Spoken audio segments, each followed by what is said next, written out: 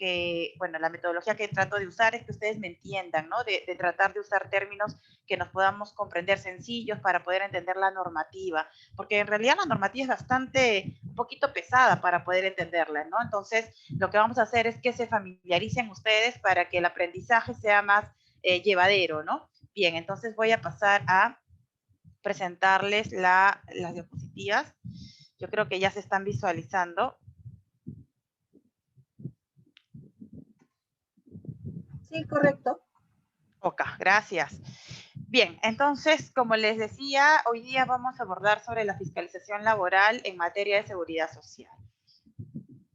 Para empezar, tenemos que conocer la base normativa, cómo nosotros hemos desarrollado este tema, cuál es la base normativa, cuál es el sustento, el respaldo. Primero debemos conocer la Constitución Política del Perú. Bien, porque el artículo 10 de esta Constitución nos señala que existe un derecho a la seguridad social.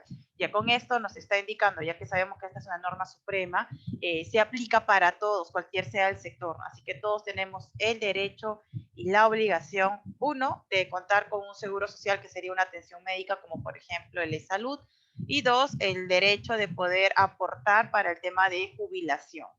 Luego tenemos la ley 26790, que es la ley de modernización de la seguridad social en salud, ¿no? Que básicamente abordará sobre el tema de los subsidios o el tema de los primeros 20 días del descanso médico, por ejemplo. Luego tenemos el Decreto Supremo 013-2019, Reglamento del Reconocimiento y Pago de Prestaciones Económicas de la Ley 26790. Este Decreto Supremo ya desarrolla lo que trata sobre el tema de subsidios. Aquí vamos a conocer, por ejemplo, el subsidio de maternidad, el subsidio de incapacidad temporal, el de fallecimiento, el de lactancia, cómo se calcula, cuáles son pues de qué manera de repente puedo perder el subsidio, etcétera, ¿no? Entonces aquí ya desarrolla más sobre la ley 26790. Luego tenemos la ley 29981, que es la ley de libre desafiliación informada de pensiones mínima y complementarias y régimen especial de la jubilación anticipada. Bien, entonces con estas 4 normativas hemos desarrollado justamente la presentación de hoy para ustedes y vamos a pasar a revisar, ¿no? Cada punto. Iniciamos en todo caso con el tema de seguridad social en salud. Cuando nos referimos, por ejemplo, a tener un derecho al sistema de atención médica o de repente de prestaciones económicas. ¿Qué es el seguro social de salud? Bueno, el seguro social de salud otorga una cobertura a los asegurados, que serían, cuando hablamos de asegurados, básicamente si lo relacionamos en el trabajo, estamos hablando de los trabajadores, ¿no? Que se encuentran en una planilla electrónica. Pero también existen otro tipo de asegurados, por ejemplo, los derechohabientes, que forman parte del entorno familiar del trabajador, ¿no? Como es el cónyuge, el conviviente, los hijos, pero también existen otros afiliados o asegurados que son los potestativos, que es básicamente los independientes que no necesariamente están en una planilla. Pero hoy, básicamente hoy, estamos nosotros haciendo referencia para aquellos trabajadores o trabajadoras que se encuentran laborando para una empresa. Bien, entonces ellos cuando están en una planilla electrónica, ustedes, me imagino, creo que en la mayoría de ustedes son empresas, los que me están escuchando seguramente son del área de recursos humanos, profesionales que de repente quieren conocer más sobre este tema, entenderán que cuando hablamos de estos asegurados, estos trabajadores, es un derecho que ya le corresponde, porque habíamos visto en la base normativa que la Constitución nos exige este tipo de otorgamiento, ¿bien? Y no solamente van a tener una prestación de atención médica, de prevención, es decir, si es que me accidento o de repente tengo alguna enfermedad, tenga que ir solamente para atenderme con un médico y me pueda recetar y darme pues las indicaciones para yo poder mejorar en mi salud. No, sino que también va más allá, porque también te va a dar un subsidio, una prestación económica si es que amerita por un descanso médico que puede extenderse más de 20 o 30 días.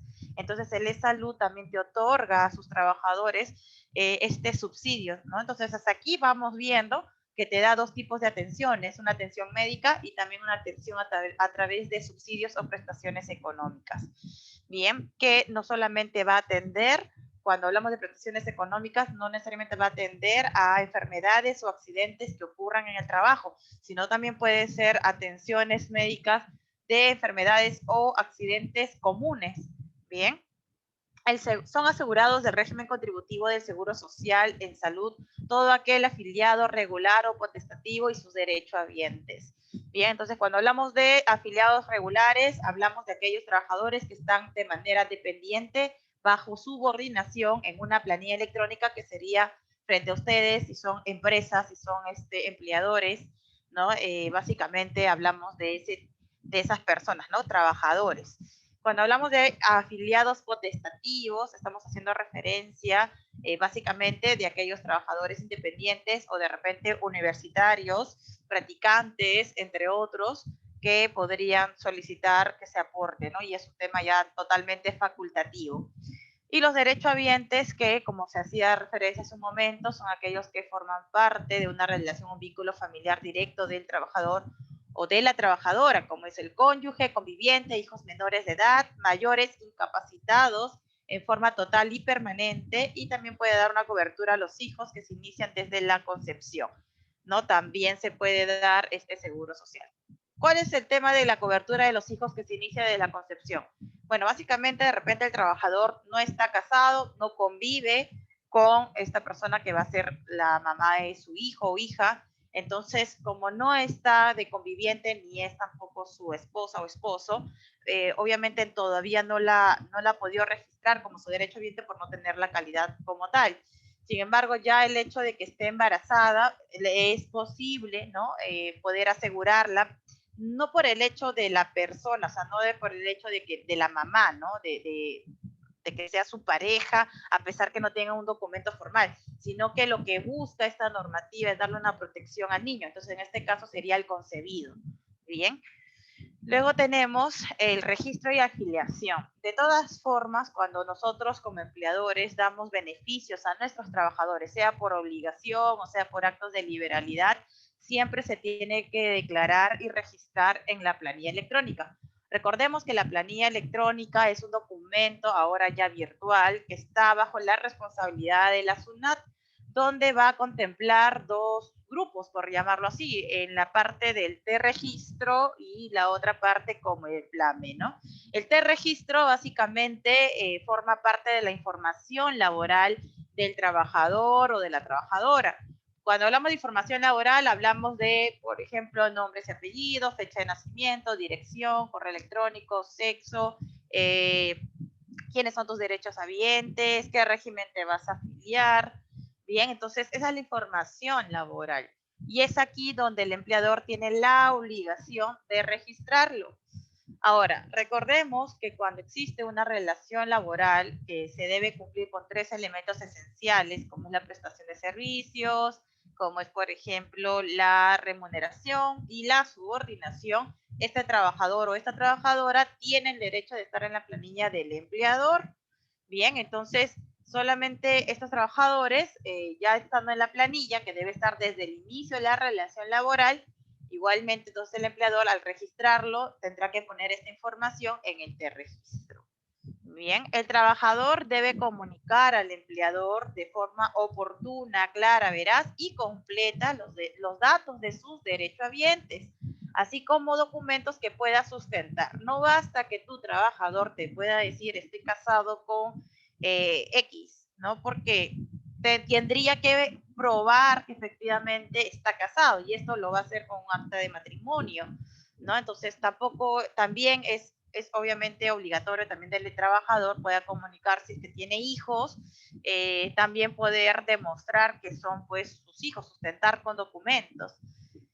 Bien, entonces cualquier variación en su estado civil o de la situación de concubinato y de las defunciones que puedan haber, tiene que comunicar al empleador. Y nosotros como empleador tenemos la obligación de registrarlo y modificar cuando sea necesario en la planilla electrónica. Bien, entonces ya nos ha quedado claro, me parece, con esta lámina, que nosotros como, si yo me pongo en la posición del empleador, mi obligación será que desde el inicio de la relación laboral yo debo registrarlo en la planilla y en la planilla ya hemos explicado que existen dos conceptos y tendría que registrarlo en el T-registro. Y aquí podría tendría que indicar quiénes son sus derechos habientes, pero con los documentos que el trabajador deberá sustentar en su oportunidad. Bien. Los aportes afiliados regulares en actividad. El aporte de los trabajadores en actividad, es decir, que están bajo la dependencia de un empleador, ya les había indicado que existe una relación laboral cumpliendo con los 3 elementos esenciales, entonces el empleador va a tener la obligación, porque esto es una obligación propia del empleador, más no del trabajador, debe aportar. ¿A quién? A la salud. ¿Cuánto aportará? Aportará el 9% de la remuneración o ingreso que perciba tu trabajador. A ver, yo sé que ustedes están conmigo, así que me están escuchando por el chat. Como está todo vacío el chat, yo les pregunto a ustedes. Si un trabajador percibe 1.000 soles y la norma te dice que tienes que aportar el 9% del ingreso del trabajador, entonces, ¿cuánto tendría que yo pagar a la salud de los 1.000 soles? Ya estamos poniendo una cifra que es el 9%. ¿Cuánto correspondería pagar a la salud? 90 soles. Perfecto, muy bien. Muchísimas gracias, Patricia, Roca, Erika, muchísimas gracias. ¿Qué pasa si el trabajador percibe una remuneración inferior a la remuneración mínima vital? Por ejemplo, es un part-time, percibe 600 soles. ¿Cuánto es lo que yo debería aportar a la salud si percibe 600 soles mensuales?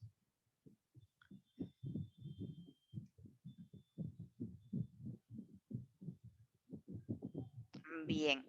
La normativa que nos señala, nos dice la normativa que en estos supuestos el trabajador que perciba una remuneración inferior a la mínima vigente, ¿y cuánto es la remuneración mínima vital actual? 930, ¿verdad? Entonces también es posible que las empresas puedan contratar a part-time. Entonces, en este caso, la norma nos señala que por ninguna razón podemos aportar a la salud una remuneración inferior a la RMB. Entonces, de los 930 tendríamos que sacar el 9%. Por ahí he visto las respuestas. A ver, el 9% que nos sale 83.70. Conforme a lo que nos ha indicado Zaida, Cristian, Erika. Bien, entonces, que quede claro eso. Cuando se trata que es una remuneración inferior a los 930, por ninguna razón vamos a calcular el 9% de la remuneración que en ese momento percibe el trabajador. No puede ser menor a la RMB. Bien. Bien, para realizar el cálculo del aporte a pagar se va a considerar todas las remuneraciones que el trabajador haya percibido en función a lo que indica el Decreto Supremo 0397-TR y el Decreto Supremo 0197-TR, que básicamente es la ley o el tubo de la CTS. En caso de los trabajadores de cooperativas, se va a considerar con la remuneración afecta al íntegro de lo que percibe el trabajador como contraprestación por sus servicios efectivos. Bien, ahora vamos a ahondar más, ya que hemos comprendido que el tema del seguro social de e-salud, porque el sistema de pensiones comprende dos, ¿no? El tema de e-salud y el sistema de pensiones. Ahora estamos abordando todo lo que es la atención médica con el e-salud o las prestaciones económicas que otorga también el e-salud. Bien, ¿qué son prestaciones económicas? En la mayoría de capacitaciones, algunas personas confunden las prestaciones económicas con la remuneración y en realidad no es lo mismo, porque las prestaciones económicas solo te otorga el e-salud, no te otorga tu empleador. El empleador lo que te otorga a cambio de tu prestación de servicio es una remuneración, a cambio por el trabajo que realizas. Sin embargo, la prestación económica es una denominación que se otorga de salud cuando reembolsa al empleador cuando te encuentras con un descanso médico, sea porque te encuentras con una incapacidad temporal o también de repente porque te encuentras en un subsidio, en una licencia de maternidad, por ejemplo.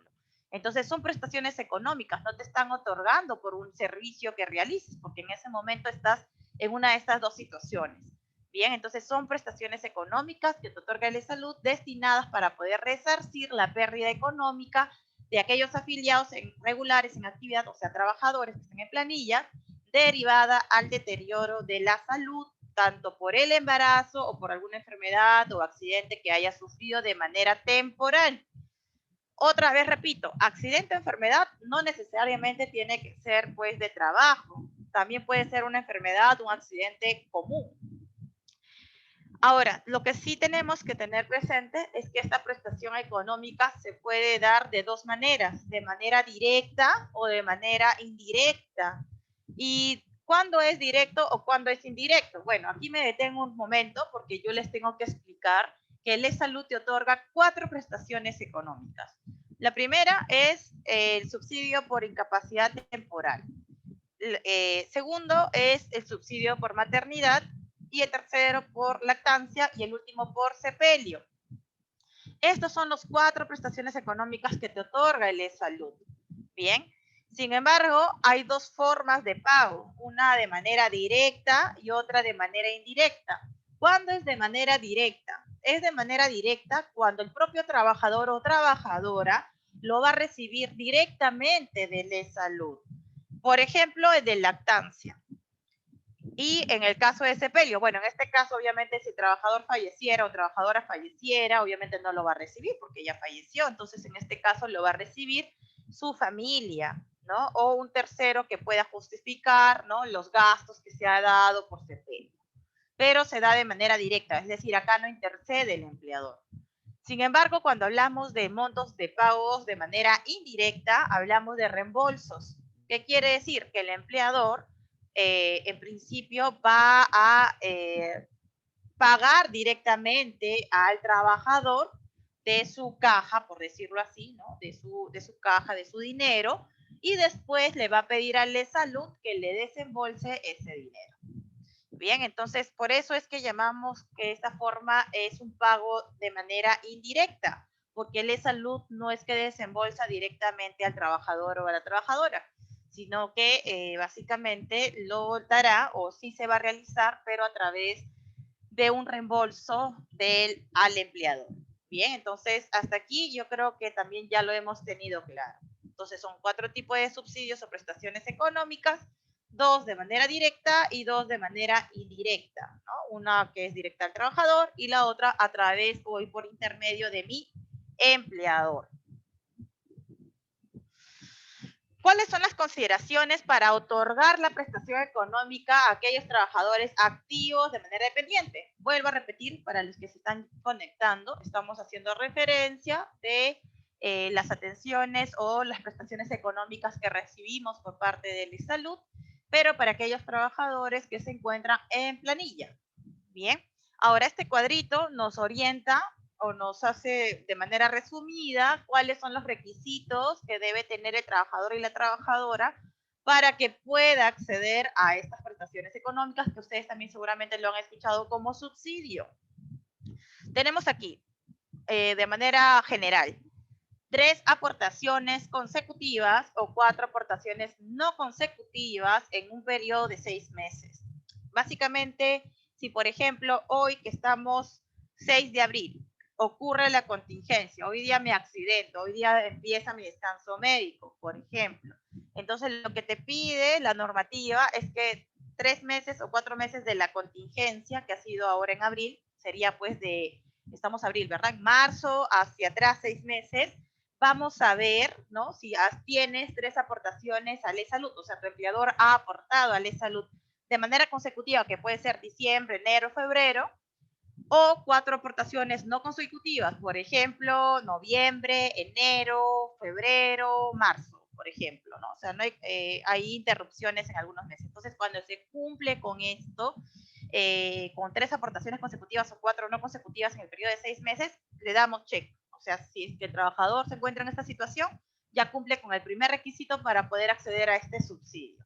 Y aquí se da para las 4 figuras, porque recuerden que son 4 subsidios que te puede dar el E-Salud: incapacidad temporal para el trabajo, maternidad, lactancia y sepelio. Segundo requisito o segunda condición: tener vínculo laboral al momento del goce de la prestación.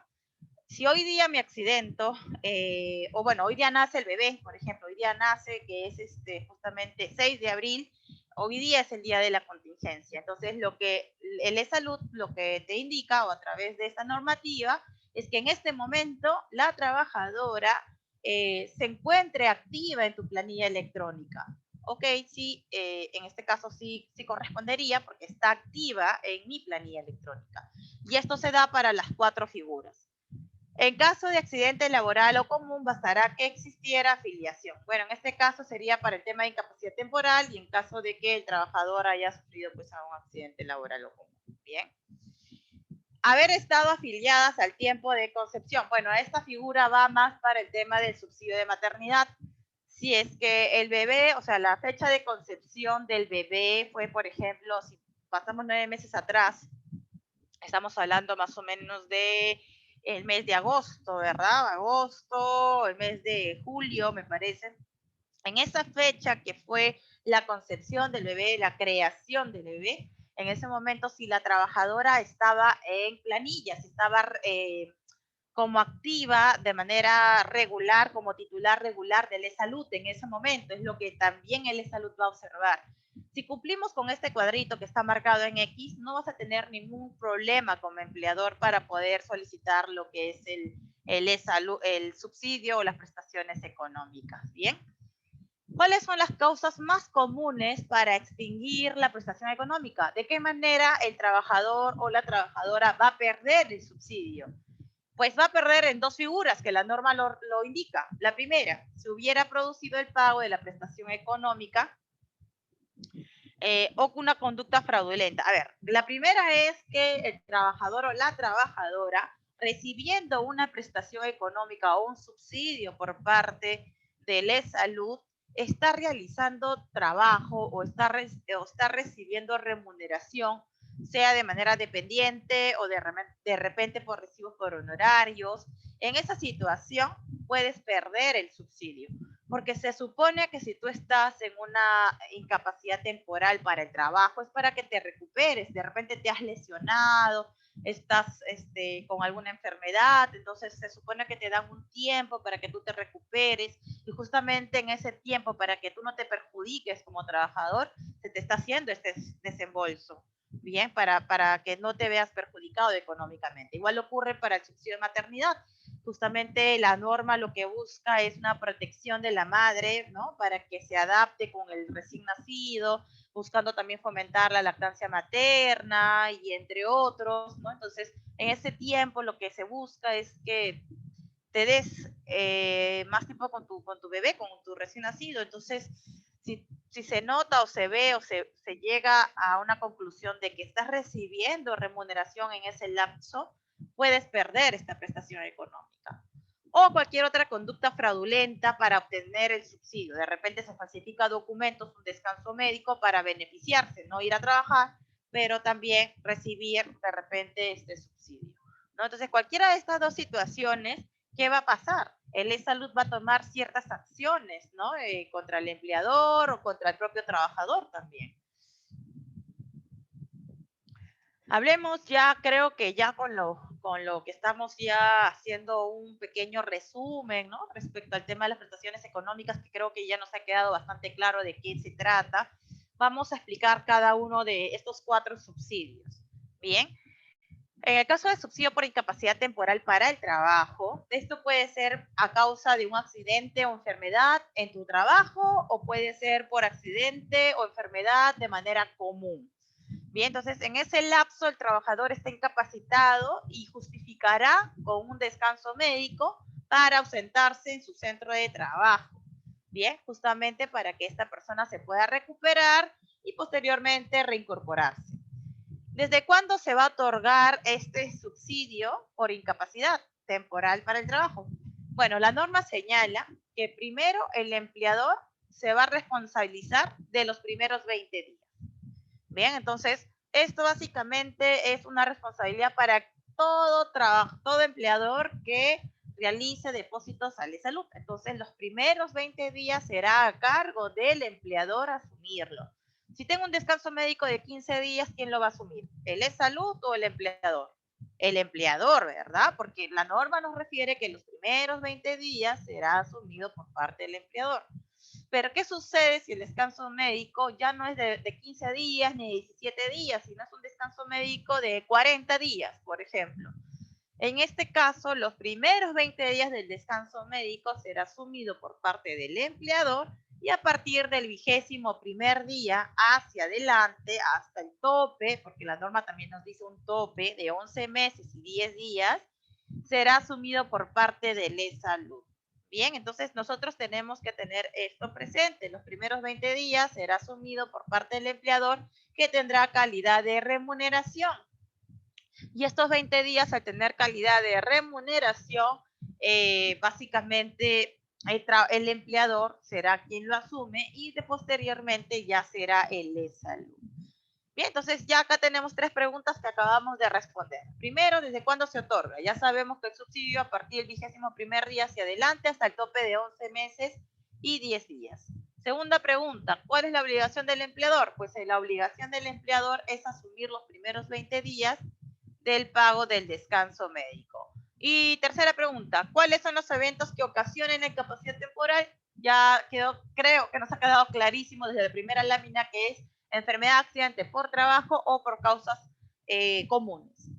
¿Cuáles son las condiciones para poder acceder a este subsidio? Según el cuadrito que habíamos visto antes, aquí lo tenemos también ya en resumen, 3 aportaciones consecutivas, 4 no consecutivas en el periodo de 6 meses de iniciado la contingencia. Que en el momento de que ha ocurrido el accidente, la enfermedad, el trabajador estaba de manera regular como titular regular en el de salud.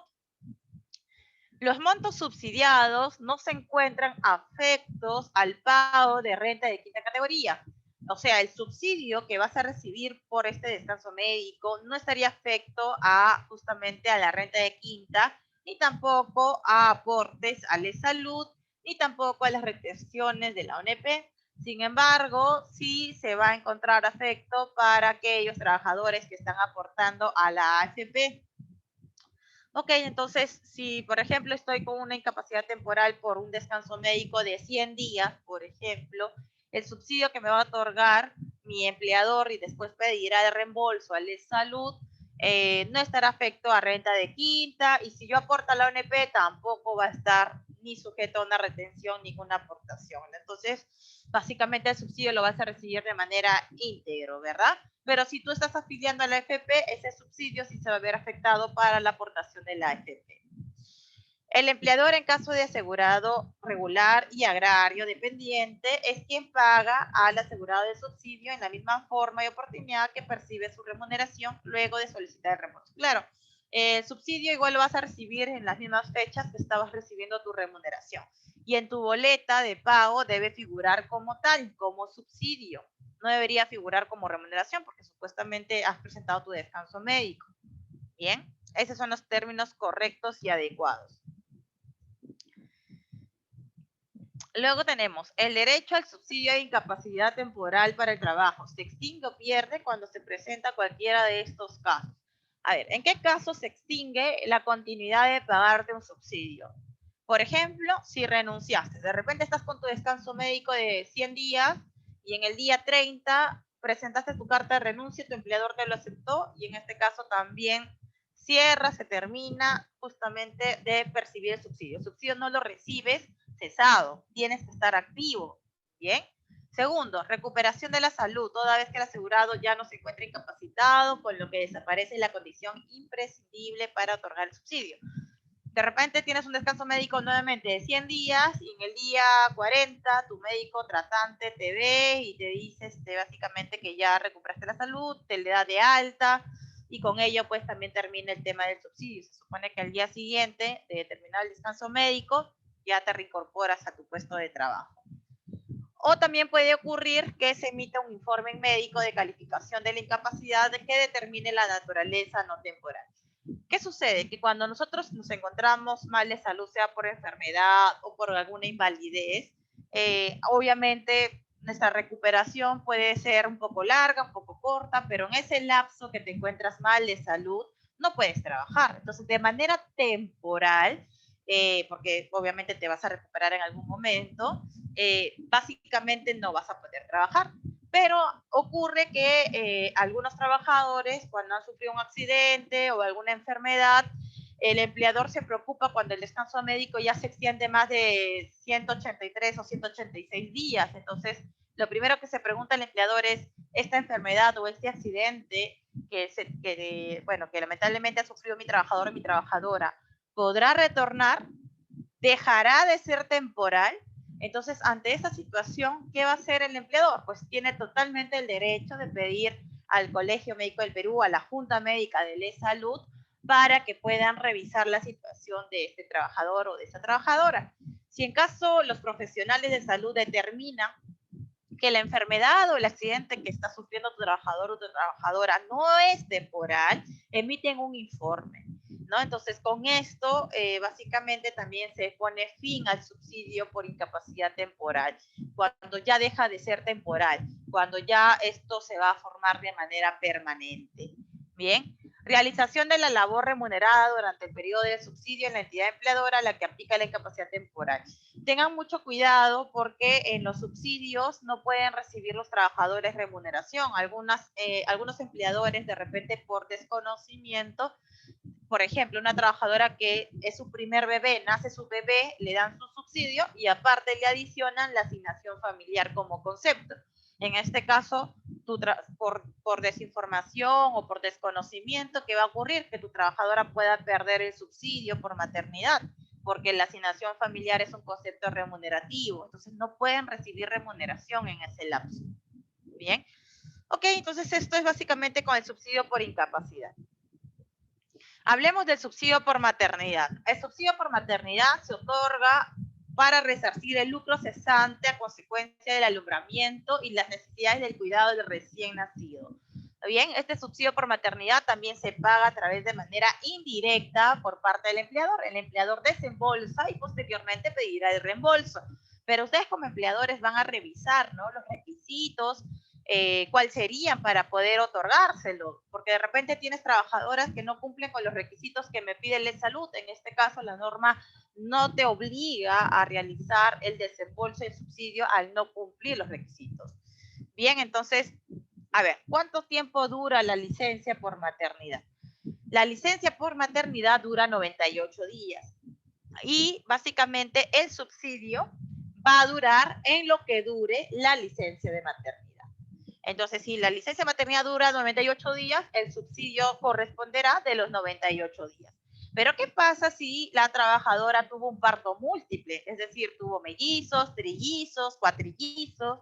En este caso, se extiende el subsidio, al igual que se extiende la licencia por maternidad por 30 días más.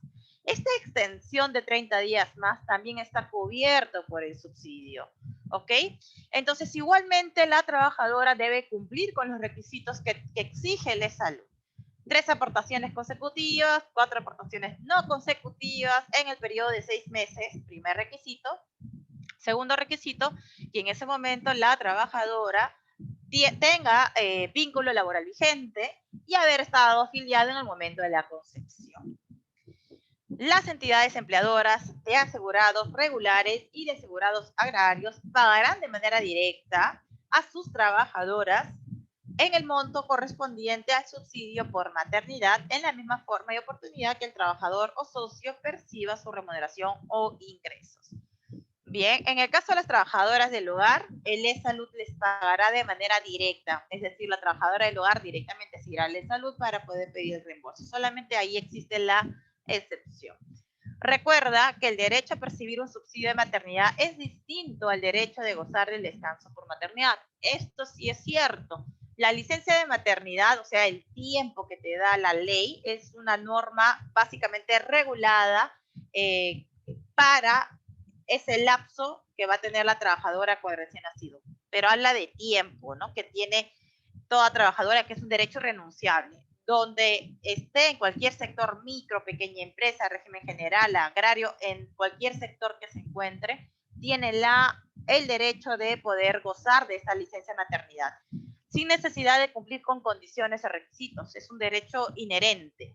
Sin embargo, cuando hablamos de subsidio, como ahora lo que estamos viendo, está regulado por otra normativa y básicamente sí tiene condiciones o requisitos para poder otorgarlo.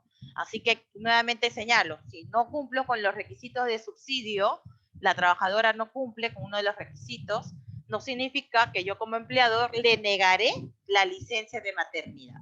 Pero tampoco es mi obligación de poder otorgarle esa licencia de maternidad que sean remunerados, porque la norma hace referencia de la justificación que se le va a dar a la trabajadora por el nacimiento del bebé para ausentarse sus 98 días, pero en ningún momento la norma te dice que sería pues asumido por parte del empleador.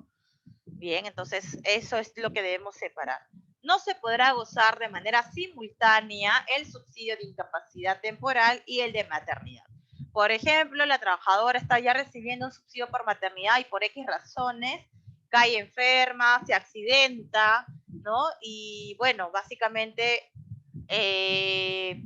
tiene la duda o la pregunta es que a pesar que está recibiendo ya un subsidio por maternidad, ¿es posible que pueda recibir un subsidio por incapacidad? La respuesta es no, porque la propia norma del Decreto Supremo 013-2019 TR señala que no va a ser posible percibir simultáneamente estos dos subsidios.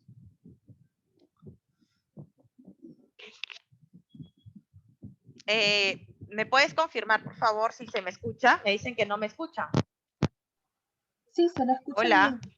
¿Sí se escucha bien? Sí, sí, Ok. se la escucha bien. Ya, listo, gracias. ¿No se escucha? Ya, sí se me escucha. Ok, listo.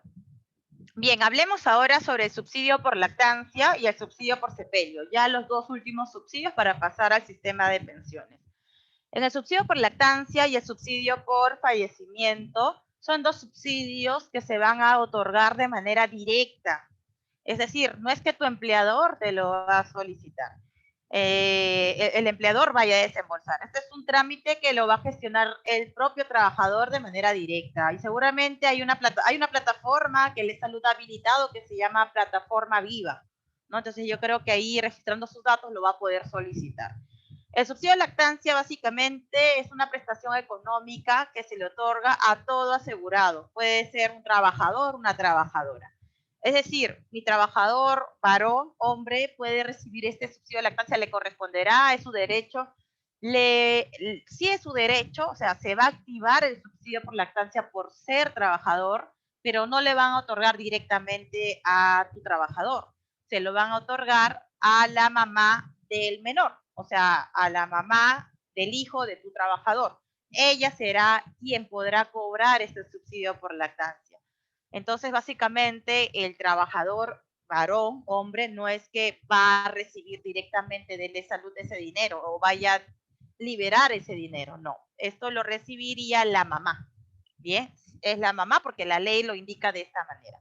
Se entregará como consecuencia del nacimiento del asegurado o asegurada a fin de contribuir al cuidado del recién nacido.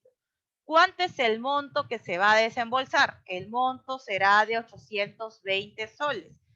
Si, por ejemplo, el trabajador tuviera parto, bueno, mellizos, trillizos, este desembolso se va a otorgar por cada hijo que tuviera.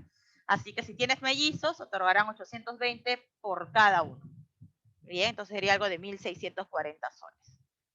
¿Cuánto tiempo tendrán para poder solicitar el reembolso? Bueno, el subsidio por lactancia, hasta donde tengo entendido, se está realizando ya de manera automática. Si nacen en hospitales, ya lo generan a través de un sistema de recién nacidos, de nacidos vivos, lo cual el Banco Continental, que es el que tiene convenio con el de Salud, hace el desembolso ya a nombre de la mamá, porque recuerden que indistintamente si es tu trabajador, varón, él no lo va a recibir. Quien lo va a recibir va a ser la mamá del menor. Entonces ellos básicamente se activa, va a nombre de la mamá y ella podrá pues hacer el retiro. Bien, es otorgado a la madre del hijo recién nacido vivo de un asegurado titular. Bien, si es la trabajadora, obviamente a ella será, ¿no? Pero si es trabajador, será la mamá del recién nacido. ¿Cuáles son los requisitos? La norma señala 3 aportaciones o 4 aportaciones no consecutivas en el periodo de 6 meses y que en ese momento de recibir el subsidio se encuentre de manera pues activa, ¿no? Tenga un vínculo laboral vigente. El subsidio por sepelio y el último subsidio que otorga el de salud. Este es un monto tope determinado, a diferencia, por ejemplo, del subsidio por incapacidad de maternidad, porque este tipo de subsidios por incapacidad y maternidad, todo dependerá de la remuneración que percibe el trabajador. El subsidio por lactancia, se han dado cuenta que es un monto fijo de 820, ni es menos ni es más. Sin embargo, el subsidio por sepelio no es un monto fijo, es un monto que puede variar, con un tope. Bien, ¿cuál es el monto que se puede desembolsar? Hasta 2070. Hasta 2070. O sea, no significa que si el trabajador fallece de manera automática se desembolsa 2070. No, porque existe una condición. Las condiciones o los requisitos es que la familia o el tercero que pueda básicamente demostrar el gasto que se ha ocurrido por el sepelio, podrá recibir hasta 2070. Si por los comprobantes que han tenido no se puede de repente demostrar que es un gasto de 2070, sino de 1500 soles, el E-Salud solamente otorgará 1500 soles. Entonces es importante que sus trabajadores puedan comunicar a su familia, etcétera, que puedan sustentar esto ante el E-Salud, porque el monto será hasta un tope de 2070 siempre que se pueda sustentar con documentación. Bien, condiciones para recibir este subsidio, igual, 3 aportaciones consecutivas, 4 no consecutivas en el periodo de 6 meses, en el momento que el trabajador lamentablemente falleciera, se encuentre activo en la planilla del empleador, ¿no? Y básicamente ya con estos requisitos también accede a este subsidio por CPE. Ya hemos visto entonces los 4 subsidios que te otorga el salud. Vamos a hablar ahora de los montos variables y de los montos fijos. Los montos variables, en el caso del subsidio por incapacidad y de maternidad, va a depender en función al cálculo de lo que percibe el trabajador o la trabajadora sobre la remuneración por la prestación de su servicio. El sepelio, como acabo de explicarles, es un monto tope, pero todo dependerá de lo que se pueda sustentar con documentación. Sin embargo, sí existe un monto fijo, como es el subsidio por lactancia. Ni es menos ni es más, es un monto de 820 por cada hijo que naciera. ¿Cuál es el cálculo de los montos de subsidio por incapacidad temporal? Para el caso de maternidad o incapacidad, se tomará de la remuneración mensual que percibe la trabajadora o el trabajador. Se va a excluir, obviamente, algunos beneficios, como por ejemplo la gratis, la CTS o cualquier otros que sean variables o imprecisos, que no lo perciba de manera regular. Bien, entonces esa es la manera adecuada para poder calcular. Ustedes quieren tener mayor información de cálculos, revisen el artículo 33 del Decreto Supremo 013-2019-TR. ¿Cómo se va a promediar este tema de mi monto de remuneración? Pues si hoy día, 6 de abril, es la fecha de la contingencia, lo que se va a tomar es el promedio de los 12 últimos meses. A modo de un caso práctico, por ejemplo, les he traído este cuadrito. Por ejemplo, la contingencia ocurrió en febrero de este año, 2021. Tomo los 12 últimos meses y sería pues de enero a febrero del 2020, ¿verdad? Entonces, por ejemplo, aquí tengo una remuneración que por X razones no ha recibido de manera regular, de repente porque se llegó tarde, etcétera. Bueno, ya entonces tiene una remuneración aquí, se toma la asignación familiar, se suma y luego todo eso se va a sumar y se va a promediar. Perdón, se va a sumar de febrero a enero, que serían los 12 últimos meses, este sería la remuneración total, 18.086. De estos 18.086 se va a dividir por 360 días que tiene el año. El resultado será subsidio por año. Este subsidio por año se va a multiplicar por los días que dure tu descanso médico, sea por maternidad o por incapacidad. Bueno, en este ejemplo lo vamos a multiplicar por maternidad, que son 98 días.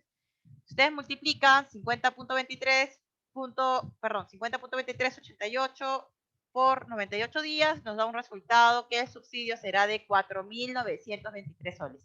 Estos 4.923 soles básicamente cubren los 98 días del subsidio por maternidad. Igualmente pueden hacer el mismo ejercicio para el subsidio de incapacidad temporal, ¿no? Por los días que durará el descanso médico.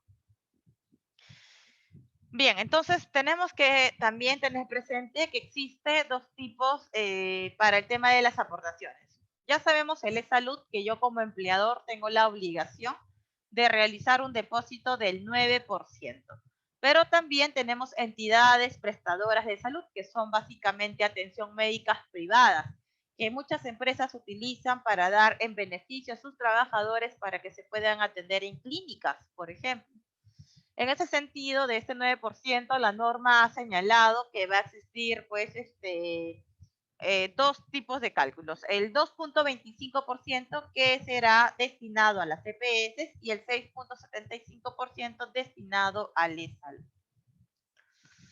Veamos los casos especiales para las microempresas. Bien, yo básicamente en este tiempo hemos estado explicando sobre el e-salud y básicamente rige para todos los sectores. Sin embargo, hay una particularidad para las microempresas. Las microempresas, como las pequeñas empresas, son un régimen especial que están reguladas por su propia normativa, pero aún así forman parte de la actividad privada. Pero como están reguladas por su propia normativa, en el caso de las microempresas han señalado que su obligación del empleador parte otorgando lo que es el SIS, que es el Seguro Integral de Salud. ¿Cuánto es el costo? Porque hemos visto cuánto ya equivale el salud y lo que el empleador tendría que realizar el abono, ¿verdad? Pero en el SIS es diferente, porque existe una ayuda por parte del Estado. Entonces, en el SIS, 15 soles será cubierto por parte del empleador y los otros 15 soles será cubierto por parte del Estado. Bien, entonces, esto es para las microempresas. ¿Podría yo aplicar el SIS para una pequeña empresa o para un régimen general? No. ¿Por qué? Porque la norma hace referencia en cada una de ellas cuáles serían las obligaciones de cada empleado. Bien, entonces aquí no, en el caso de las microempresas sí existe una excepción. A ver, ¿cuáles son los subsidios excepcionales de los primeros 20 días de incapacidad temporal para el trabajador diagnosticado con COVID-19? Lo que sucede es que el año pasado, ustedes saben que nosotros desde el mes de marzo estamos viviendo un estado de emergencia sanitaria, ¿verdad? Entonces, en esta situación, lo que ha hecho el Estado es emitir algunas normativas donde da un apoyo al empleador. Por ejemplo, tenemos el decreto de urgencia 026-2020, que actualmente está vigente. ¿Qué nos señala esta normativa? Esta normativa nos señala que todo trabajador que obviamente esté en tu planilla electrónica y se encuentre en tres situaciones, como por ejemplo, esté activo, ¿no? En tu planilla, esté como titular regular. Segundo, que haya sido diagnosticado con COVID, sea por hisopado o cualquier otro procedimiento que haya determinado la autoridad de salud y que su remuneración no sea mayor a 2.400 soles. Solo en esa situación, estos primeros 20 días que hace 10 o 15 minutos yo les mencionaba, que está bajo la obligación del empleador remunerar, ¿verdad? Los primeros 20 días. Pero solamente por esta situación especial que estamos viviendo, nos dice la normativa que será cubierto por parte de salud. Entonces, estos primeros 20 días para tus trabajadores con COVID que cumplan con estos requisitos, entonces el salud te va a devolver ese dinero. Bien, entonces sería un subsidio que vas a recibir de salud como empresa, obviamente, vas a tener que otorgarlo de manera directa y después te dirá ese reembolso al ESAL. Pero ¿qué sucede si tus trabajadores no cumplen con alguno de los requisitos? No sé, vamos a suponer que su sueldo es de 3.000 soles. Bueno, no va a cumplir con el tercer requisito y es probable que el e-salud no te quiera desembolsar ese dinero. En esa situación vas a aplicar lo que siempre se ha venido aplicando, que los primeros 20 días lo vas a asumir tú como empleador. Bien, eso es lo que nosotros tenemos que tener presente. Una de las preguntas muy frecuentes era si, porque el salud había indicado que hasta diciembre del 2020 podía realizar el reembolso, no porque la transferencia que se dio del Ministerio de Trabajo, el salud, solamente abarcaba para el año fiscal 2020. Sin embargo, ya salió hace poco en esta semana una ampliación de la transferencia que se daría para este año también. Entonces, así que este tema de subsidio todavía sigue activo y se encuentra también básicamente habilitado.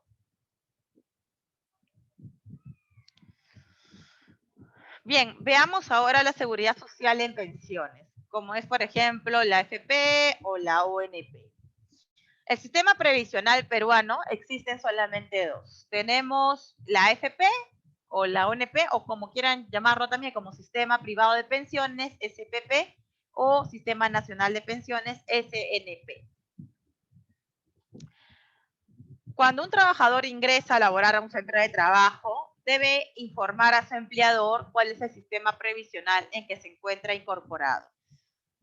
Nosotros como empresa no sabemos cuando viene un nuevo trabajador en qué sistema de pensiones se encuentra de repente ya aportando. Entonces es importante conocer, saber, para poder continuar con sus aportaciones. Porque todo trabajador en el sector que se encuentre en micro, pequeña, no MIPE, todos tienen la obligación como empresa retener el porcentaje que corresponde y aportar.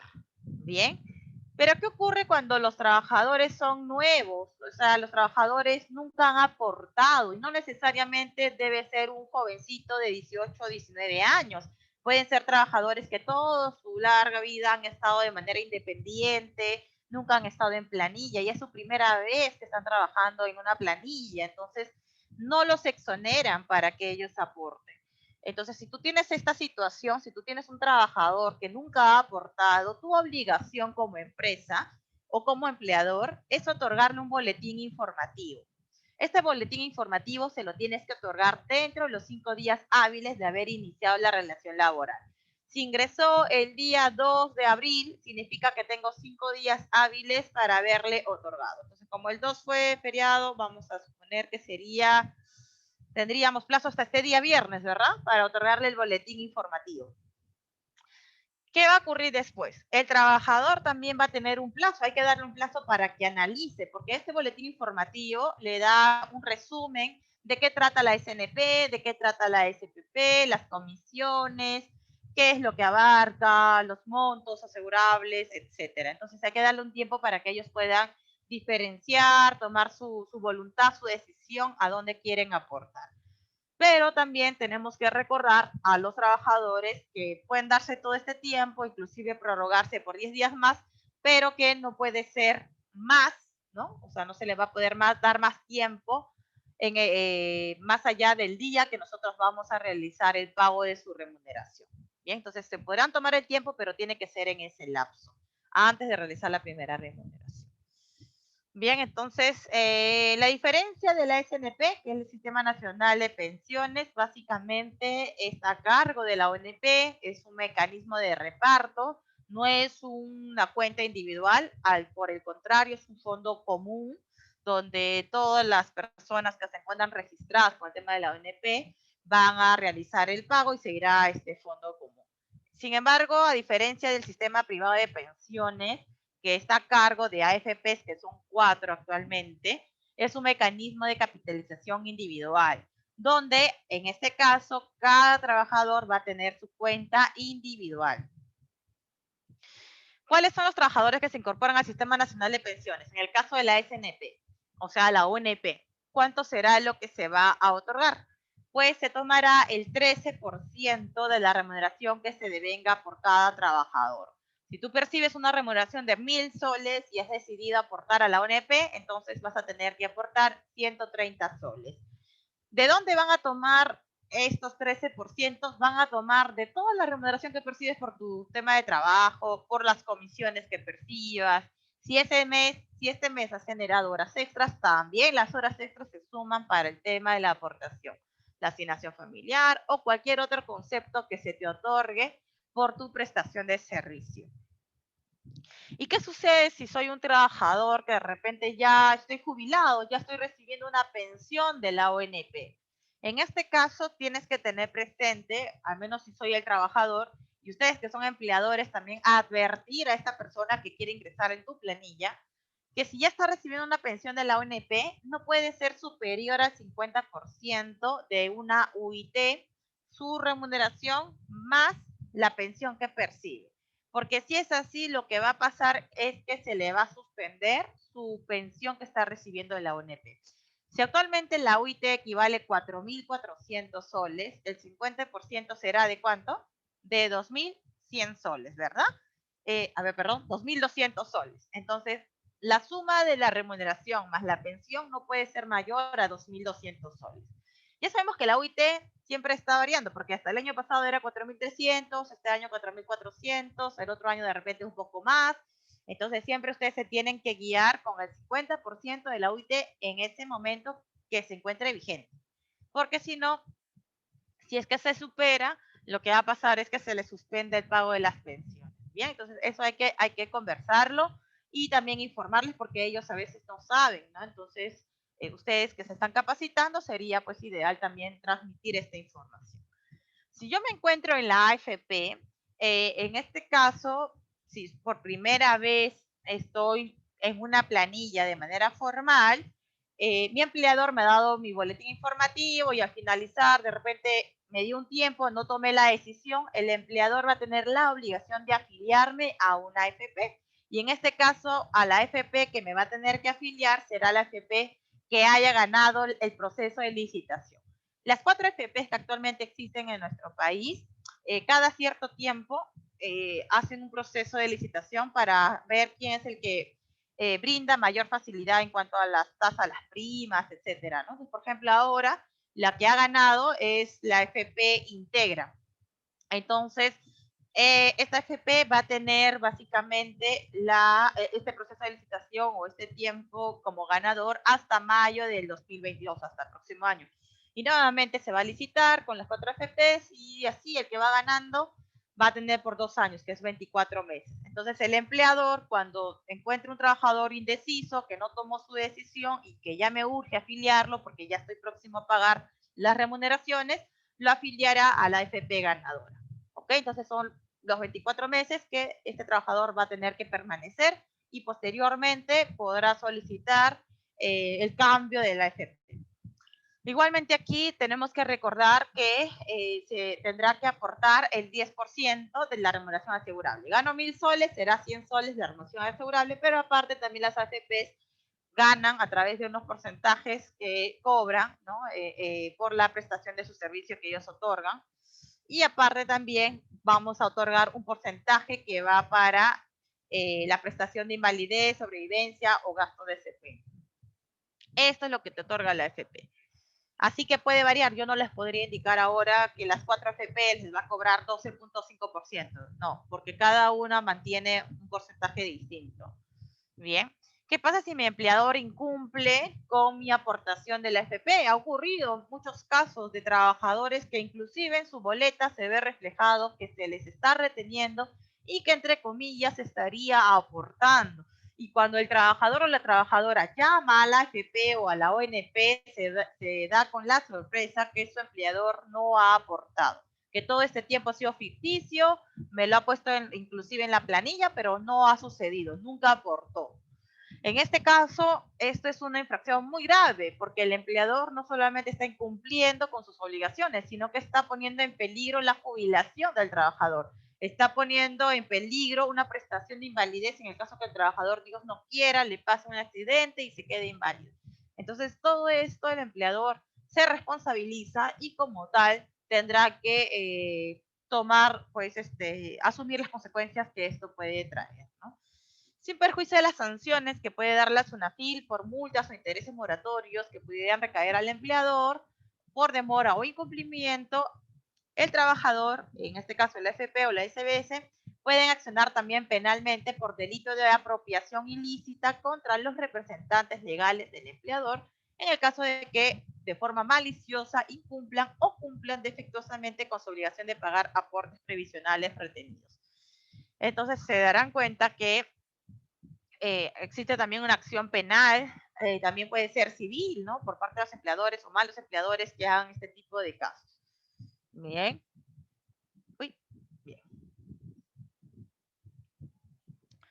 Veamos ya, para terminar, el procedimiento inspectivo. Ya les hemos explicado la parte de la salud, se les ha explicado también el tema del sistema de pensiones, pero ahora veamos la parte inspectiva. Cómo nosotros como SUNAFIL o cómo el inspector de trabajo va a actuar en una inspección bajo estos dos temas que hemos visto a lo largo de esta conversación o esta charla que hemos tenido.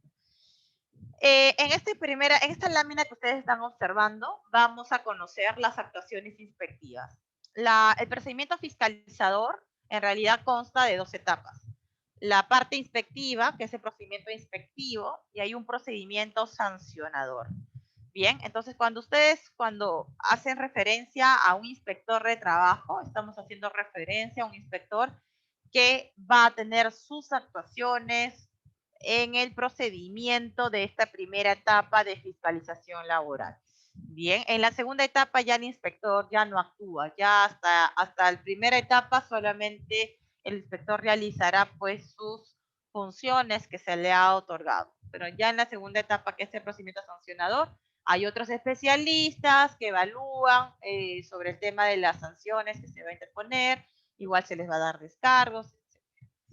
Todo empieza en un procedimiento inspectivo a través de una denuncia que puede ser por parte del trabajador, un ex trabajador, un tercero, no necesariamente tiene que ser un trabajador, etcétera. Después de realizarse la denuncia, hoy por hoy, que lo pueden hacer de manera virtual, lo pueden, antes también se podía hacer de manera presencial, pero entenderemos que estamos en un estado de emergencia, justamente para las medidas de prevención, para no contagio, ya tienen una plataforma que es bastante útil, que lo pueden utilizar para poder realizar su denuncia laboral. Una vez que se hace la denuncia laboral, se genera una orden de inspección. En esta orden de inspección se asigna un inspector o una inspectora de trabajo. Y cuando ya se designa un inspector, va a tener 10 días hábiles el inspector para que realice sus actuaciones inspectivas, que básicamente comprende una visita, comparecencia, comprobación de datos, requerimiento de información. ¿Cuánto tiempo tendrá el inspector para poder realizar su actuación inspectiva? Pues va a tener 30 días hábiles para poder realizar su actuación inspectiva. Podrá prorrogar más de 30 días, lo puede aplazar. Sí lo puede hacer, pero deberá sustentar por qué lo aplaza más de 30 días. Así que se prorrogará por otros 30 días más. Sin embargo, en el caso de inspecciones a causas de temas de seguridad, salud en el trabajo, la suma del plazo original, que sería de 30, del original de la orden, en ningún caso puede ser mayor a 30 días hábiles. ¿Bien? Y si en el caso hubiera un accidente que haya ocasionado la muerte del trabajador, el plazo máximo es de 10 días hábiles, prorrogables por única vez hasta el mismo plazo. Ya hemos entendido entonces la primera parte del procedimiento inspectivo. Vamos a ahondar un poco más sobre las actuaciones de un inspector o de una inspectora. Como verán ustedes, ellos pueden comprobar los datos o los antecedentes de la empresa, porque el inspector va contra un empleador, no va contra el trabajador, va contra el empleador, que puede ser una persona natural con negocio, una persona jurídica, bien, entonces, o cualquier otra persona que esté en calidad de empleador. Ok, entonces comprueba los datos a través, no necesariamente de la SUNAT, también puede ser a través de la RENIEC, a través de Migraciones, del Ministerio de Trabajo, etcétera. Puede requerir información, por supuesto, porque quiere constatar que efectivamente se trata de un incumplimiento, así que lo puede hacer a través del sistema de comunicación electrónica. Nosotros actualmente tenemos una casilla electrónica que también puede, el empleador se registra y a través de esta casilla se le va a notificar los requerimientos que el inspector o la inspectora necesite. Bien, el inspector, a pesar que estamos en un estado de emergencia, puede hacer su visita de inspección en los centros de trabajo. Claro que ahora por el estado de emergencia se está dando de preferencia que sea todo de manera pues virtual, pero si es que el inspector cree necesario, podrá hacer su visita de manera presencial. Habrán comparecencias también. Hasta antes del estado de emergencia, las comparecencias siempre se han dado en las oficinas públicas de la SUNAFIL. Si estamos aquí en Lima, básicamente es si alguno de ustedes habrá ido al segundo piso, ¿no?, de la SUNAFIL, donde se realizaban las reuniones de las comparecencias con los empleadores. Hoy por hoy lo pueden hacerlo de manera virtual a través de estas plataformas.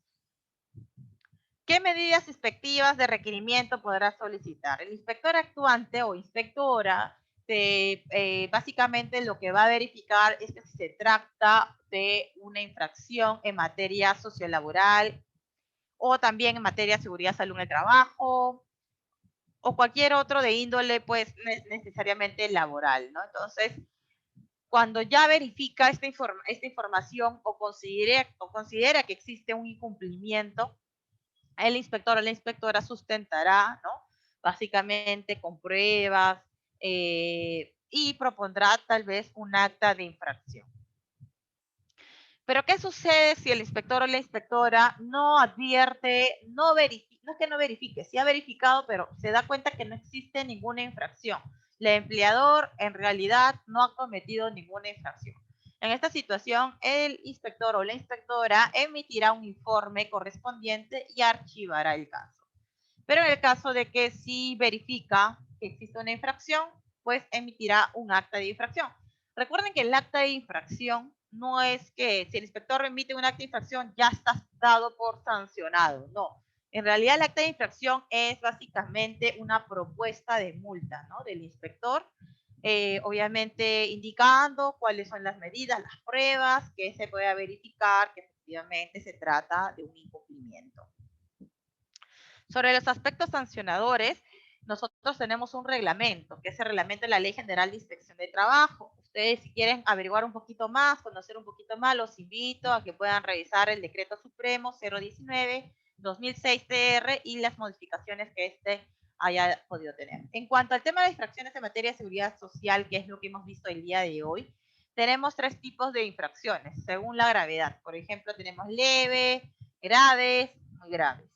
En caso de infracciones leves, por ejemplo, no informar a las AFP los casos de suspensión perfecta y del cese o retiro del trabajador, no entregar la planilla de pago de los aportes retenidos de administración de fondos de pensiones, entregar al trabajador el boletín informativo o no entregar al trabajador el boletín informativo, todo esto estará como una infracción leve.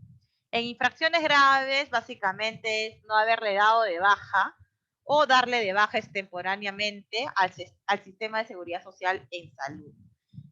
A quien pierde la condición de asegurado, ¿no? Entonces, si nosotros le hemos dado de baja y el trabajador todavía no ha cesado porque su carta de renuncia figura para el 31 de julio y hoy día 6 de abril le da de baja, esto será una infracción grave. No afiliar al conductor de una microempresa al sistema de pensiones o AFP o a la ONP.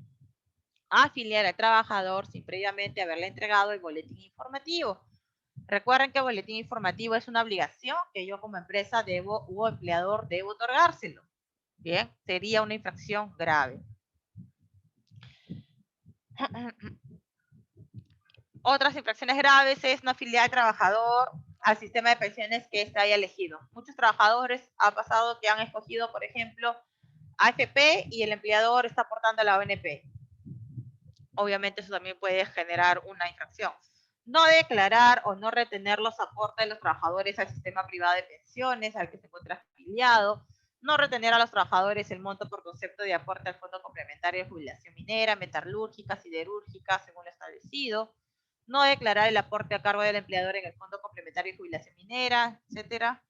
Y las infracciones muy graves es que no lo haya inscrito o otras personas respecto a lo que existe la obligación de inscripción al régimen de seguridad social en salud o el régimen de seguridad social en pensiones, no efectuar el pago del todo o parte de los aportes de la AFP que se ha retenido, no regularizar los aportes adeudados a la AFP, no regularizar los aportes de un trabajador contratado como independiente. Entonces, cualquiera de estas situaciones también se genera como una infracción muy grave. No efectuar el pago de los aportes voluntarios, efectuar declaraciones o consignaciones de datos falsos, etc. Las infracciones laborales en este estado de emergencia nacional y sanitaria está regulado también por la resolución de superintendencia 103-2020 de la SUNAFIL. Salió 2 versiones, esta es la última, la versión 2, protocolo 005-2020 SUNAFIL-INI. ¿Cuál es la prioridad de un inspector hoy por hoy? Actualmente su prioridad es revisar accidentes de trabajo seguidos de muerte. Verificación de despido arbitrario. Ahora la verificación de despido arbitrario solamente vas a la página web de la SUNAFIL, descargas y con esto te puedes ir a una dependencia policial más cercana al domicilio del empleador para poder hacer esta verificación.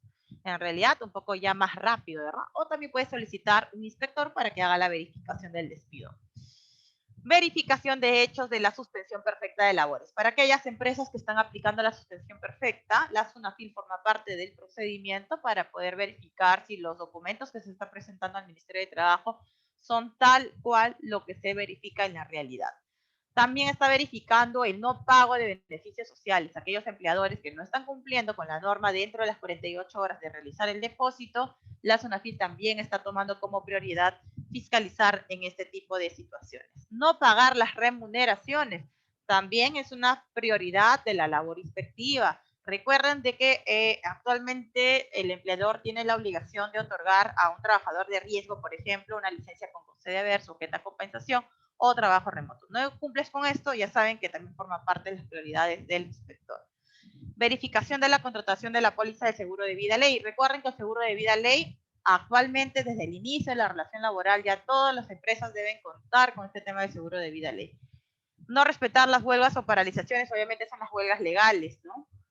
Los actos de hostilidad u hostigamiento sexual laboral, prestación laboral para empleadores que desarrollan producción de bienes o brindan servicios esenciales, verificación de aprobación e implementación de plan COVID. Recuerden que todas las empresas que han reanudado su actividad deben contar con el plan COVID, de acuerdo ahora con la última resolución ministerial 972 del MINSA. Bien. ¿Qué más tenemos de prioridad? Aplicación del trabajo remoto para las personas que forman parte del grupo de riesgo, licencia con goce de haber sujeta a compensación, afectación de derechos fundamentales en el caso de la libertad sindical, mujer embarazada, personas con discapacidad, atención y denuncias laborales referidas a empleadores beneficiados por el tema del subsidio de recuperación del empleo formal y otras que la autoridad inspectiva de trabajo considere de manera inmediata la atención. Igualmente, el inspector podrá coordinar y tener el apoyo de la policía, Ministerio Público, del MINSA, de Defensoría del Pueblo, municipalidades, etcétera.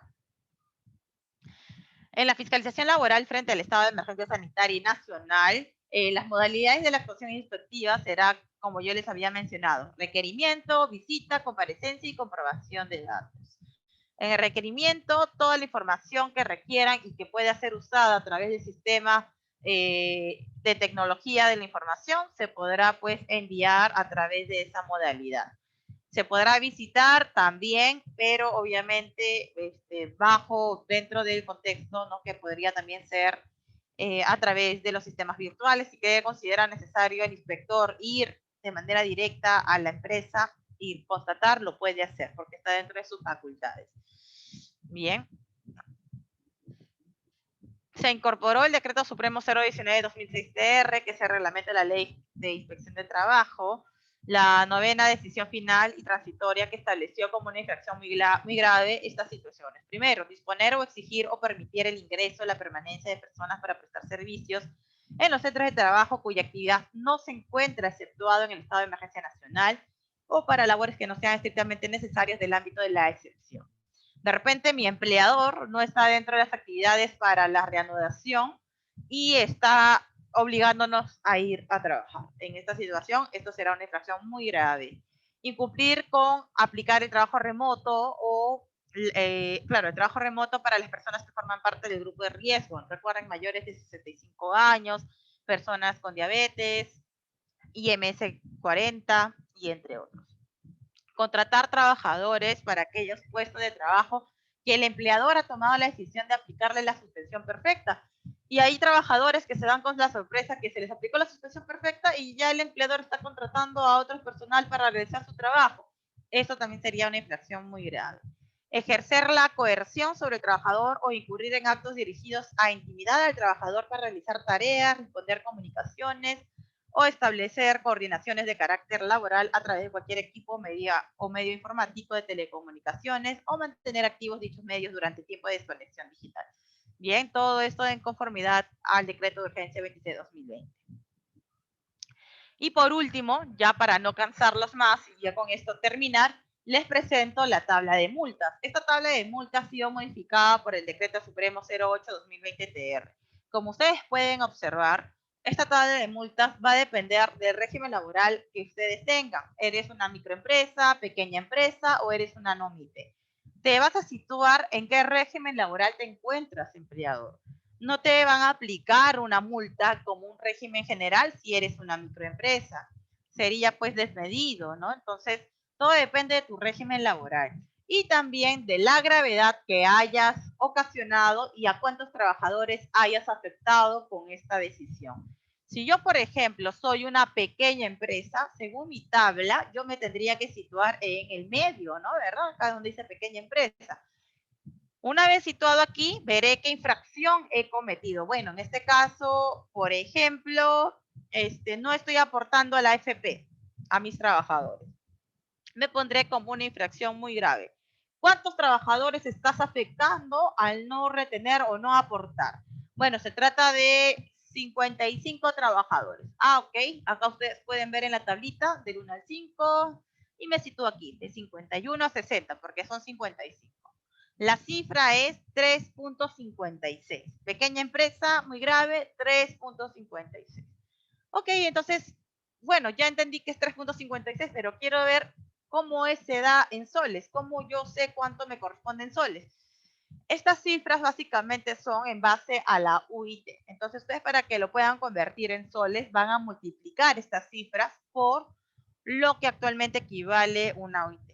Ya sabemos que la UIT actual es de 4.400. Multiplicado por 3.56, básicamente es 15.664 soles la infracción por no haber aportado a la FP, y de repente el inspector va a encontrar otras infracciones más que de repente has ocasionado, y por cada infracción se te irá multando. No es la infracción más alta la que se te va a multar, se van a ir sumando, así que es mejor siempre nosotros cumplir con lo que nos establece la normativa y evitemos contingencias, básicamente.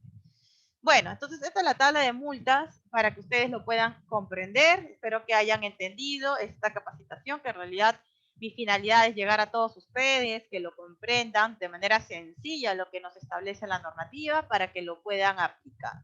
Recuerden que tenemos casillas electrónicas por parte del empleador, por parte del trabajador. Aquí les dejamos los links para que ustedes puedan activar, registrar o actualizar sus datos y poder de repente revisar si han sido notificados. Para el caso del empleador, en el caso de que tengan una inspección de trabajo activa, y para el caso del trabajador que haya denunciado, también podrá registrar para que vea en qué situación va su procedimiento.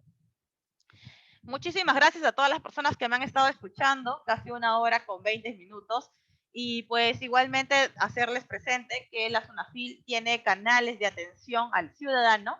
Por ejemplo, tenemos SUNAFIL Responde, que es un aplicativo que se lo pueden encontrar en la página web de la SUNAFIL, donde especialistas laborales van a responder a todas las preguntas, tanto para trabajadores, sindicatos, empresas, extrabajadores o cualquier persona, estudiante también, que de repente quiera conocer de sus derechos o tenga dudas en materia laboral, en materia de seguridad, salud en el trabajo. También tienen el call center que pueden llamar a través de la línea 0800 16872, donde también atienden especialistas consultores laborales del Ministerio de Trabajo y de la SUNAFIL. También tienen la central telefónica 390-2800, opción 1. Bueno, a todos muchísimas gracias. Quien en esta ocasión les ha acompañado es Mariela Ceballos. Agradecerles a todos por su atención. Sé que tienen algunas preguntas. Voy a empezar a responder.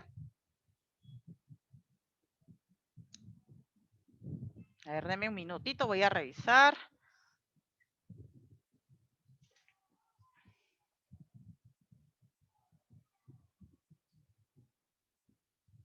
Para los trabajadores que se enfermen del COVID, ¿se aplica este subsidio? Hola Maricel, ¿cómo está? Marisol, ¿cómo estás? Muchísimas gracias por tu pregunta. Por supuesto, habíamos visto que el decreto de urgencia 26-2020 se encuentra actualmente vigente. Hubo bastantes dudas porque sé que el de salud no quería desembolsar porque la transferencia que se había hecho solo abarcaba para el año fiscal 2020, pero como les comentaba, en esta semana o la semana anterior se publicó una ampliación, por lo tanto ya se puede también solicitar el reembolso del subsidio por COVID, cumpliendo con los requisitos que hoy día hemos estado revisando, ¿bien? Entonces sí podría solicitarlo si es que cumples con estos requisitos. Y si no se cumpliera con estos requisitos, Marisol, nuevamente dejo clarísimo que el empleador tendría que asumirlo, porque recuerden que los primeros 20 días del descanso médico, siempre, por regla general, antes de la pandemia, el empleador siempre lo había asumido. Bien, entonces si no cumple con los requisitos, el empleador lo asume. Si es que cumple con los requisitos, el empleador lo asume y pide el reembolso a la salud. Muchas gracias. A ver.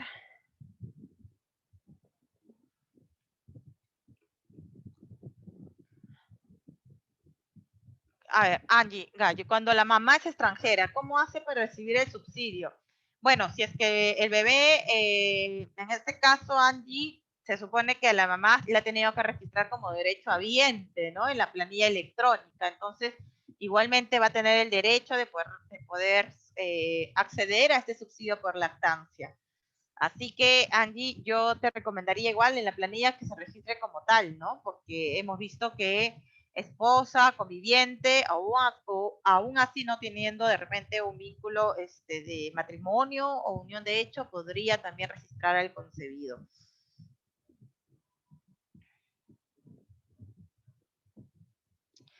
Erika, hola. Hola, Erika. Me pregunta si es hisopado o también puede ser prueba rápida. Cualquiera que haya autorizado el MINSA o Lotería Nacional de Salud. Así que en este caso, esta pregunta, yo te sugiero, Erika, consultarlo directamente con el de salud. ¿Qué es la prueba o cuál es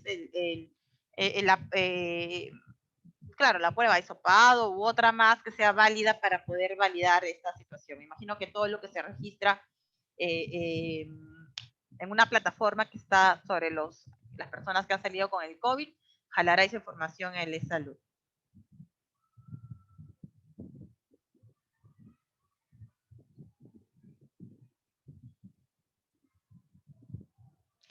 Hola Marisol, si mi empresa paga al trabajador los 20 días de recuperación del COVID, puede pedir el reembolso. Como vuelvo a repetir, Marisol, aquellas personas que han estado con COVID hasta antes del 31 de marzo, sí lo podría solicitar el reembolso al salud. Directamente lo tienes que ver con el salud.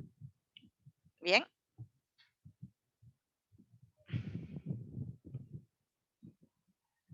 Si el empleador debe denunciar a través de la Sonafil o en el MTP, el empleado debe denunciar a la Sonafil o MTP o al FP. Marlene, en este caso, cuando tu empleador no paga la AFP, en este caso acudes a través de la Sonafil, puedes tomar acciones tanto administrativas, que somos nosotros Sonafil, o acciones judiciales, que puede ser también con el Poder Judicial. Si tú decides tomar acciones administrativas, que es con la Sonafil inicia un procedimiento inspectivo y como hemos visto, Marlene, existen infracciones por no cumplir con la retención y la aportación. Entonces podrías también acceder a través de nosotros. Entonces el empleado, el trabajador, denuncia directamente con la Sonafil. Ya no es, antes era con el Ministerio de Trabajo, actualmente es con la Sonafil. Con la AFP también, porque la AFP también tiene, o sea, no es que lleven un sistema de inspección como nosotros, como Sonafil, sino que la AFP tiene sus abogados de oficio que pone también atención a los asegurados, a los que están pues afiliados, para que puedan tomar ciertas acciones legales, ¿no? Pero nosotros como Sonafil abrimos un proceso inspectivo de trabajo por incumplimiento de las no aportaciones de la AFP.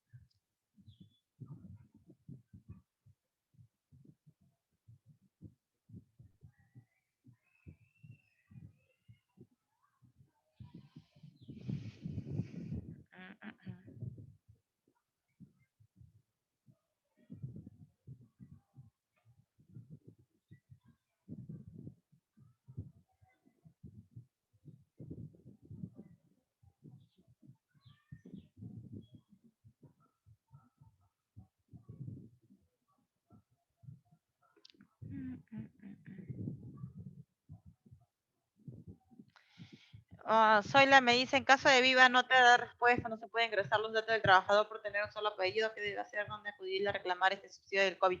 Zoila, en esta situación tienes que ponerte en contacto con el E-Salud, porque el E-Salud es responsable de esta plataforma Viva.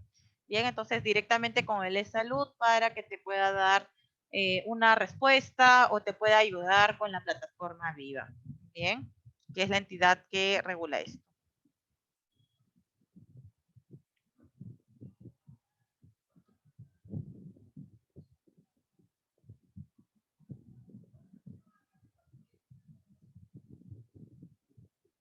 Un trabajador puede asegurar a su conviviente, ¿a través de qué documento se puede realizar? Bueno, si solamente son convivientes, podrías demostrar con la unión de hecho y con esto podrían pues demostrar, ¿no?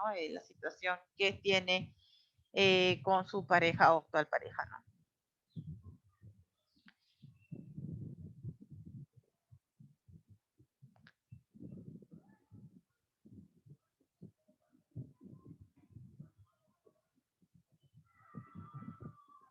Un trabajador solamente elaboró recibos por honorarios, luego de haber renunciado no denunció.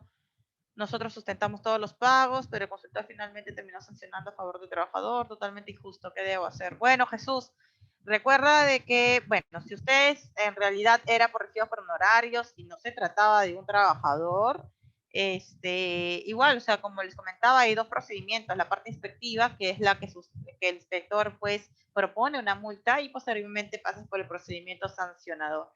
Ya en el procedimiento sancionador vas a tener hasta dos momentos donde vas a poder presentar tu descargo. Si ustedes como empleadores tienen el sustento para poder acreditar que efectivamente se trató por recibos por honorarios, lo tendrán que sustentar como corresponde. Pero si es que no se puede, si es que en el caso en una inspección han podido acreditar que existía un vínculo laboral, pues Jesús, no habrá mucho por hacer, ¿no? Porque en este caso sí de repente te correspondería haberla puesto en planilla electrónica. Pero como estás en un procedimiento, ya los especialistas van a ver y te van a dar pues las oportunidades para que puedas presentar tus descargos y puedas sustentar.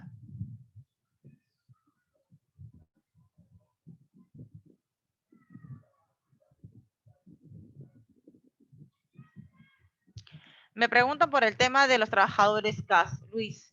Hola Luis, gracias, pero en este caso nosotros como SUNAFIL solamente tenemos, nuestro ámbito de aplicación va para aquellos trabajadores que se encuentran en el régimen de la actividad privada, como es el 728, por ejemplo. Entonces, básicamente la capacitación que hemos recibido hoy día es básicamente para este ámbito de la actividad privada.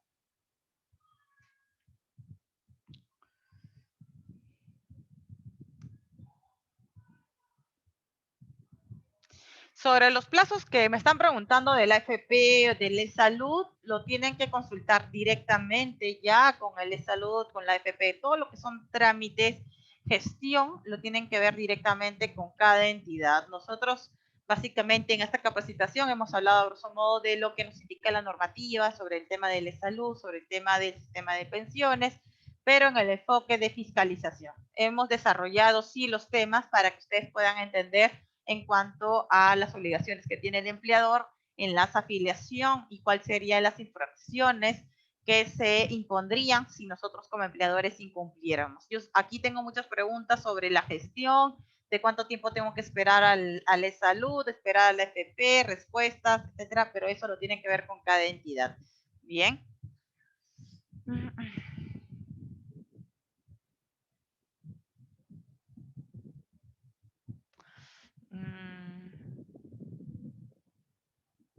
Ya que algunas empresas te solicitan que el trabajador asuma todos los gastos para reingresar a ejercer sus labores. Eso está mal, Marcel, porque básicamente la norma nos señala que el empleador asume el pago, ¿no?, del 9% de salud y del sistema de pensiones. Obviamente existe una retención como obligación por parte del empleador, pero básicamente quien paga el sistema de pensiones es el trabajador. Pero en cuanto a la salud, esto lo asumiría propiamente el empleador.